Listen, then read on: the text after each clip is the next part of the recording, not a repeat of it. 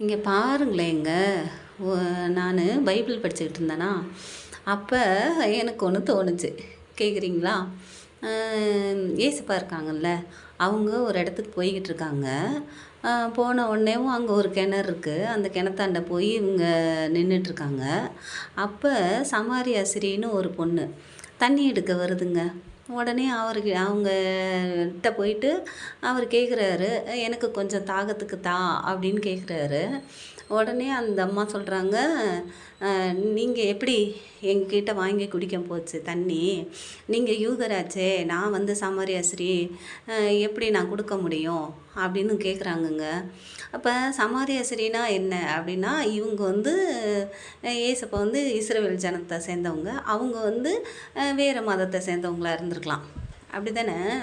உடனே அவங்ககிட்ட சொல்றாங்க, "உடனே நீங்க எப்படி குடிப்பீங்க?" அப்படின்னோனே, "நீ எனக்கு தண்ணி குடுத்தேன்னா, உன்னோட தாகத்துலக்கு வந்து எப்பவுமே உனக்கு நான் ஜீவ தண்ணி குடுப்பேன். அது வந்து உனக்கு என்னைக்குமே குறையவே குறையாது." அப்படின்னு சொல்லுவாரு. அப்படின்னா என்ன அர்த்தம்னா, நீ வந்து எனக்கு தண்ணி குடுத்தேன்னா, நான் உனக்கு வந்து அம் ஆசீர்வாதம் குடுப்பேன்." அப்படின்ற மாரி ஆவிக்குரிய ஆசீர்வாதம் குடுப்பேன் அப்படின்னு அவர் சொல்றாரு. உடனே அவங்க சொல்றாங்க, "உங்களுக்கு மோண்டு குடுக்கறதுக்கு ஒண்ணுமே இல்லையே! நீங்க எப்படி எனக்கு குடுப்பீங்க? இங்க இங்க கிணறு தான் இருக்கு. வேற என்ன எனக்கு குடுப்பீங்க?" அப்படின்னு சொல்லவும் அவர் சொல்றாரு இந்த மாரி, "வத்தாத ஜீவநதி வரும்." அப்படின்னு சொல்றாரு. உடனேவும் அந்த அம்மா உடனே, "நான் உனக்கு ஒண்ணு சொல்றேன். நான் அத எப்படி நம்புறது?" அப்படின்னு அவங்க கேட்கும்போது, அவர் சொல்றாரு, "நான் சொல்றேன். நீ வந்து அ 5 புருஷர்கள் கூட இருந்த. அது 5 உனக்கு நிலைக்கல. 6வதா இப்ப இருக்கிறது அது உன்னோட சொந்த புருஷன் கிடையாது." அப்படின்னு சொல்றாரு. அப்பன்னா அதுக்கு என்ன அர்த்தம் அப்படின்னா, இப்ப சமாரியஸ்திரினா வேற ஒரு சாமிய கும்பிடுறது.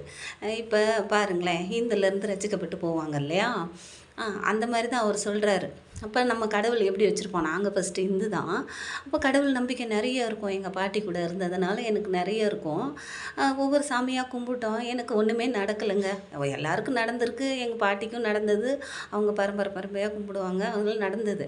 ஒரு கட்டத்தில எனக்கு கஷ்டம்லாம் வரும்போது நான் என்ன செஞ்சேன்னா, "போ சாமிய கும்பிட்டு கும்பிட்டு என்னத்த கண்டோம்."